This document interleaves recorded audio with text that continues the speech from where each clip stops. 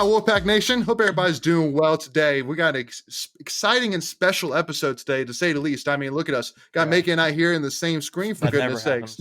So obviously it's big. So obviously got today some names, some faces I'm sure you recognize here with Scott Wood, Tim Livolsi from the Gopher mobile app, and then obviously starting offensive tackle Tim Mckay. So appreciate you guys joining us today, and looking forward to talking a little bit about this Pack of Wolves NIL deal. So excited to hear about it. Yeah, it's going to be a lot of fun. Obviously, there's a lot of layers to this thing, but the nice part is you're going to get a very unique perspective from all three of us. You know, you get kind of the lay of the land from the current student athlete. You know, you get someone that owns a business and what he sees from his side of it, and then you get someone that was a former student athlete that didn't get any NIL. So you get the full package today. Yeah. Well, so Scott, let me start with you though, because one of the things I want to talk about. So we had you on for an interview a couple months back, and I know that during the interview, I mean, you made it very clear about, you know, obviously we were talking about the NIL and about how, you know, obviously former players, but also too, I mean, obviously how the game's changed completely. So, I mean, I just wanted to kind of hear a little bit about just kind of talking about this Pack of Wolves, kind of how it all started, and I mean, because I mean, obviously with you. I know you were probably a big part of this for sure. So what was kind of the push and what was kind of the deciding factor to get this started? Well, it's kind of a long story. So I'll try to give it to you as quick as possible. So no worries. Roughly 8 weeks ago, there's a group of maybe 20 people that kind of got into a room. And we had a conversation about how this needs to be, you know, put in place for NC State. This is about the time when we started seeing, you know, the Texas A&Ms, the Texases, the Floridas, the Ohio States. Everybody started coming out with their collectives. And for me, I was never a big fan of it because I'm only looking at it from, you know, the financial side. So it never had a, you know, good taste in my mouth when I first started thinking about it. And then Mike Glennon actually had reached out to me and started sending me a bunch of links to all these collectives. So I started to research a little bit more and learn about it. And then we were just sitting there and we're like, why haven't we done something like this? And then lo and behold, probably 2 days later, Tom Livolsi hits me up and says, hey, we've got a group of big NC State supporters that want to have a conversation about creating something for NC State. I was like, well, that's ironic that me and Mike just had this conversation. So me and Mike, we all go out to Carter Finley for a meeting. It lasted probably an hour. Everybody said, yeah, we kind of need this. There's probably 5 or 6 that really just said, hey, let's figure this thing out and kind of move forward. And, you know, Tom was a big part of it. There's a few others. Mike Glennon was a big part of it that, you know, we need to put this in place. You know, NC State's going to need this, obviously, from the recruiting standpoint. But now it's also an opportunity to really help these student athletes in a unique way that we haven't been able to do it in a long time. Amen. Yeah, I'm just curious though, because one thing that's interesting to me, and I don't know if you've seen this from other collectives like you mentioned, but you guys are all fans. I mean, Tim's the athlete here who plays on the team currently, but you guys are all fans. In my mind, I thought this was going to be you see more NIL things happening that the university was putting together. So it doesn't really sound like that's the case. Can you talk about that? The motivation from a fan's perspective that this has got to happen. Yeah, and Tom would be a really good one to answer this as well, because there is kind of an executive order. It's an executive order, correct, Tom? Yeah. So university is technically not supposed to have conversations, and no one on staff is really allowed to have conversations with NIL recruits and things like that. So, you know, the way it started, like Scott said, you know, when NIL, it was like the clock struck midnight, and all of a sudden NCAA said, okay, yeah, this is fine. There was no rules really outside of, you know, there's got to be some type of quid pro quo. You can't just give money to players. And so, you know, I kind of sat around, and I've got, you know, a couple different businesses, and I didn't see anything happening. So I just kind of took it upon myself to start, you know, reaching out to some of the players. And then Scott and I started talking about it. But yeah, the fans are the ones that are going to have to support this, right? Former athletes, fans, boosters. Mm-hmm. I think the collectives that we've seen that were tied to a university, they've already crashed and burned and started up something new. Hmm. Are there any collectives you've seen so far that seem to be structured in a way that you guys would like to? Have you? I mean, obviously, that you're in a way you're kind of pioneering through this because this is all so new. You mentioned this kind of offline before we started. Like, we don't even really know what this is all going to look like. But have you seen already some structures in place that you would like to see happen for the Pack of Wolves collective? I mean, we probably don't have enough time to even go through all the things. Well, I get that, but we've seen. I mean, just kind of, a lot of people. It's almost been like we've kind of got a little bit of pressure here of late to actually announce this thing, but it's kind of a double-edged sword because we're not really late. We're just late in the fact that there's probably been 20 collectives announced. But the nice thing about it is we've been able to kind of take a look at all these collectives, hop on the website, see some of the things they're doing, and see how we can't take the things that we really like from those and implement them. A lot of these, I think collectives have just kind of rushed so quickly to put it together that it's just going to get kind of chaotic here in the future. And then they're going to have to make a bunch of changes. We at NC State plan on doing something a little different in the fact that when this thing goes live, we're good. We are ready to go live. We have the answers we're looking for. We can tell you guys, what the subscription package is going to look like. We'll have all these answers. So we just wanted to make sure that we do this the right way. And the nice part about it is we've got a bunch of NC State people involved. We have a bunch of NC State people dedicating their time. People that have full-time jobs that are really helping us. Molly Thompson's one of them that put all this together for us. So there's a bunch of people that have really kind of stepped up and dedicated a lot of time and effort to do this, and don't expect anything from it but helping the student athletes. I was going to say we had a really good event last night, and something really resonated with me. The best way to describe it is, we didn't want to be first. We wanted to be right.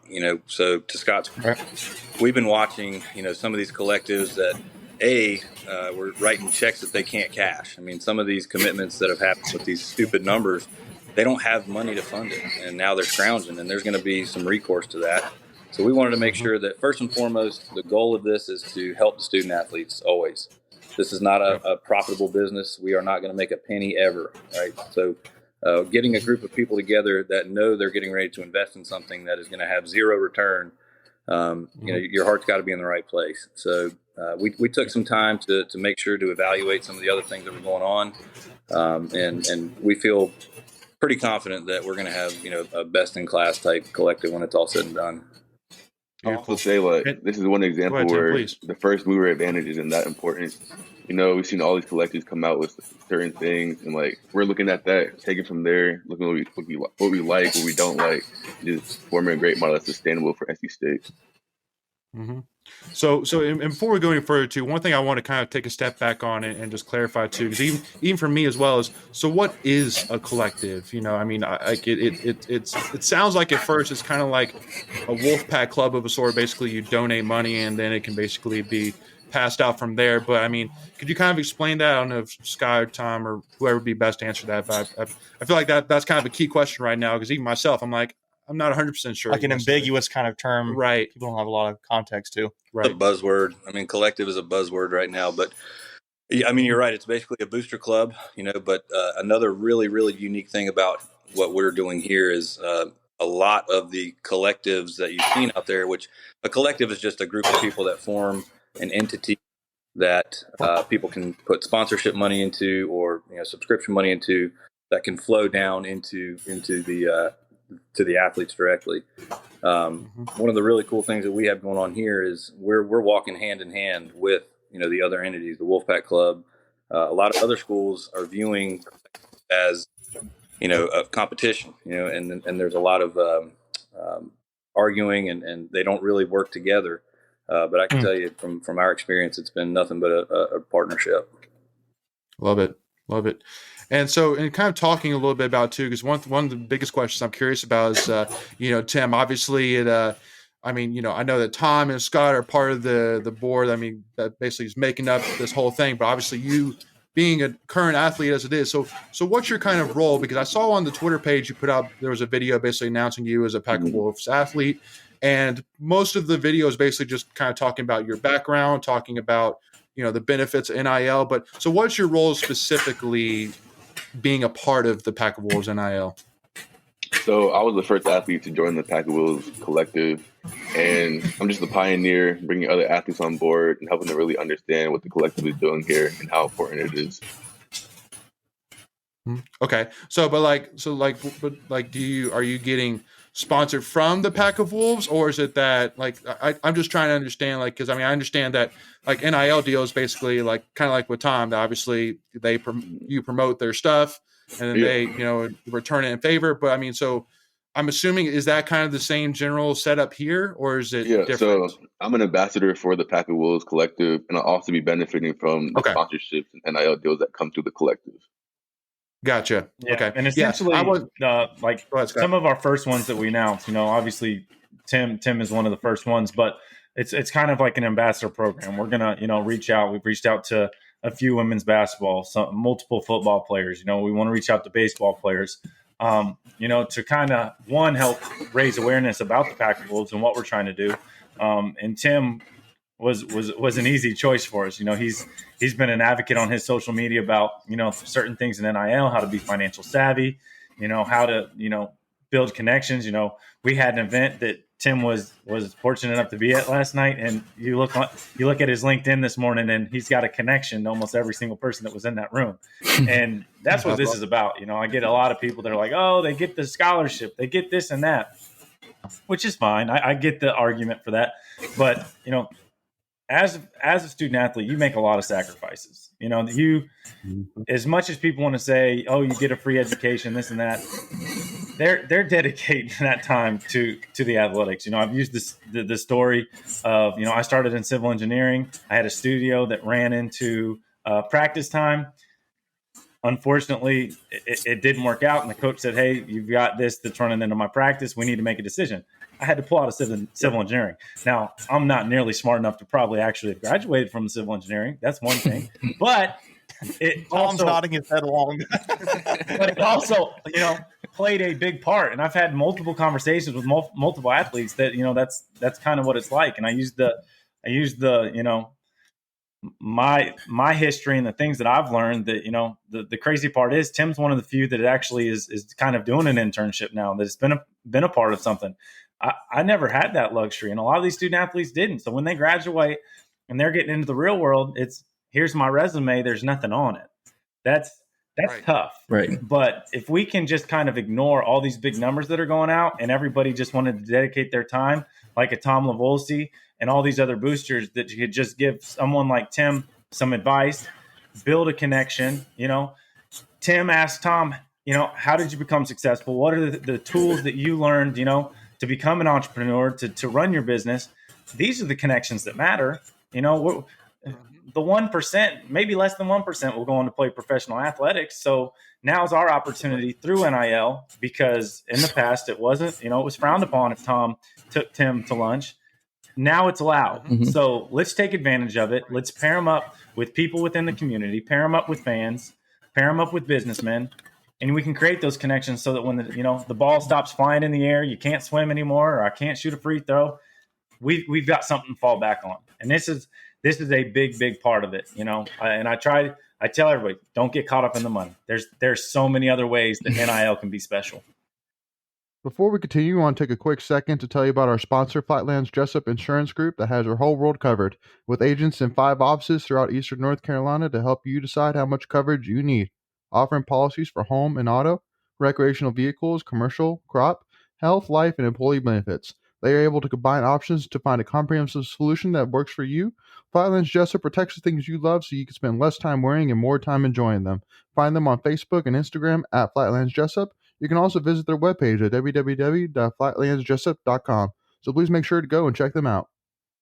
Go ahead, Tim. Go ahead. Personally, I find the most value, like Scott was saying, in the connections, the network that the collective is bringing. NIL, everyone talks about money and monetary compensation, but money can be gone just like that. And your career is so short. But it's about your experiences and your network you build in college that will last a lifetime. Amen. So what's your goal here when it comes to the student athletes that are going to get involved? Do you want to have like almost try and get almost every student athlete involved with the Pack of Wolves, or just finding the student athletes that fit the best with your goals? Another really good question. So again, there's a lot of layers to this, so I'm going to try to be as direct as possible. Big picture, when we first put this together, it is every student athlete. We want to be able to have a positive impact on every student athlete. I use my wife as an example. My wife played softball. When I was at study hall, she was at study hall. When she was at practice, I was at practice. She dedicated the same amount of time as what I did. I got viewed a little different because I played basketball. That's fine. But every single one of these student athletes are sacrificing a lot for their sport. Amen.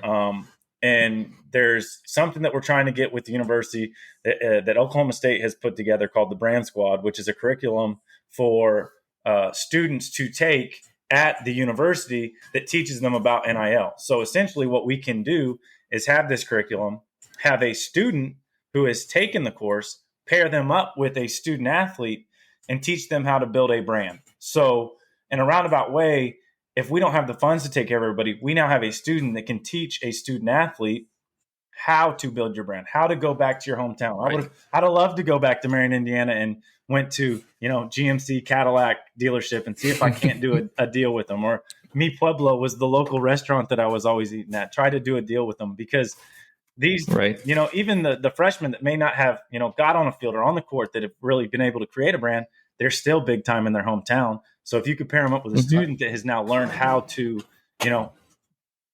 build that brand a certain way, create a website, create a logo, create merchandise for, these hometown heroes, that's a whole nother way that NIL can be special. And the collective doesn't necessarily have to have the funds and all this other stuff to compensate them for that, because we paired them up and they can go do it themselves. Well, because one thing I love, when we went to the spring game, was seeing like Isaiah Moore and Cheyenne Battle out there with their tents promoting their stuff, but they were actually out there like taking pictures with fans, signing autographs, all that jazz. So I think it's one of the huge benefits, honestly, with NIL is that with it, obviously, it's a little bit more investment in the athletes, but in return is hopefully the athletes are more accessible to the fans as well. But Tim, one of the things I wanted to ask you, Tim, want to get your opinion on is obviously with the NIL, one of the things I love about it is that it now incentivizes student or players to stick around longer, because now you're getting a little more, you have the opportunity to get more money put money in your pocket, but also to get an education, develop things like that. So huge benefit there, especially like what Tom and Scott was saying in terms of like learning how to actually, handle money, how to prepare yourself as a professional. But then on the other side, you see like an example of a story that came out earlier this week about Jordan Addison with Pittsburgh and USC, and how he Alabama got all this money, like millions of dollars and a house to go there. And so it's like you see the huge benefit, but then you see that you're like, okay, USC just literally bought Jordan Addison from Pittsburgh. So I mean, do you see that maybe once the NCAA gets involved more in terms of maybe capping it somehow, then maybe it'll be more equal? Or, I mean, like if they get involved, if they get involved, but like, how do you kind of look at those two situations? Yeah. So when NIL first came out last July, there wasn't much regulation. So they kind of did this themselves in a way, but now looking back on it, we can't do anything about it. So just looking forward, I think there needs to be a cap on it, because you should be paying someone that much money to come to your school. I think it's wrong, but at the end of the day, the players should get their money, whatever. But there should be a cap in it of some sort.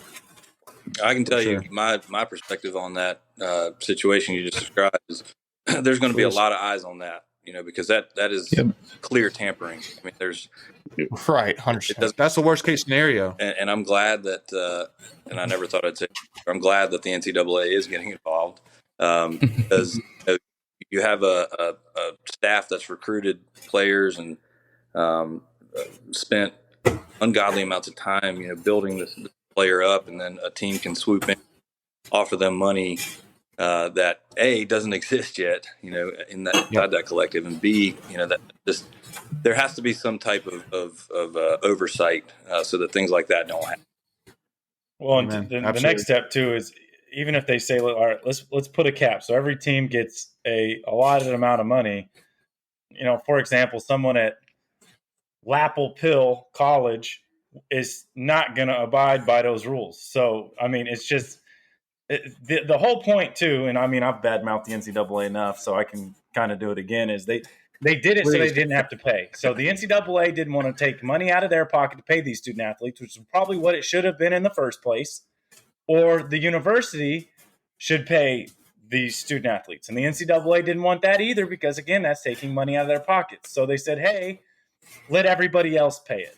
And so they just don't want to monitor because they had to do all the monitoring. They had to do all the lawsuits. So they just kind of took it off their hands. And now that it's all out here, they're realizing there's not a lot they can do about it. They can say they're going to monitor it a little bit more, and they're going to have to make some changes for sure. But in the meantime, they just opened up a can of worms. Yeah, no kidding. Absolutely. I think they should have started with... it's a balancing act, just like you... Oh, go ahead, Tim, please. I think they should have started off with making student athletes employees of the university or the NCAA. You know, they make billions and billions of dollars a year, but yet we don't have a salary cap or anything like that. So they should have started there in the beginning. Yeah. No. And again, I mean, I think that a lot of it, I mean, obviously NCAA and athletes in general have grown a lot, obviously with, obviously with the transfer portal, which is, I think, changed the game completely. And now you got the NIL, which has changed the game completely.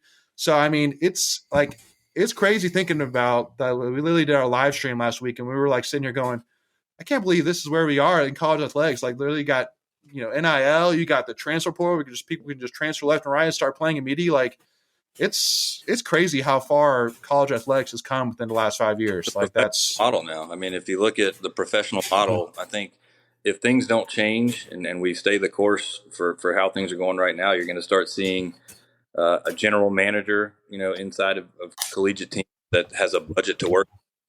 They go, recruit players, and just like the NFL, a coaching staff is handed a certain group of players that they have to coach up. Right. Because you look at the transfer portal as free agency, you look at the recruiting and whatnot as kind of draft picks and whatnot, and then retainage. Your existing locker room. So it's the idea of NIL was good. I think because they just said sure, go have at it without any real guidelines. I mean, but I also think it's just like anything else. It's really hot now, and so people are scrambling. I think you're going to see a lot of use case scenarios where X player gets compensated a significant amount of money, doesn't perform or gets hurt or whatever.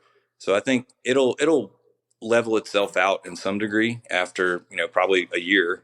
But right now it's just taking care of the current locker rooms is first and foremost, and then kind of go from Amen. Absolutely. Well, with that being said, we're gonna stop it right here, take a break here. So we're gonna end part 1 right here. But make sure again also to tune with us for part 2 here as we continue this conversation, talk a little bit more in terms of how things are gonna be set up. Obviously talking about this subscription model. Again, continue this conversation here with Tom, Scott, and Tim. But make sure again, if you haven't already, hit that subscribe button so you don't miss out whenever we release new content. Give this video a like so that way this video gets in front of more NC State fans.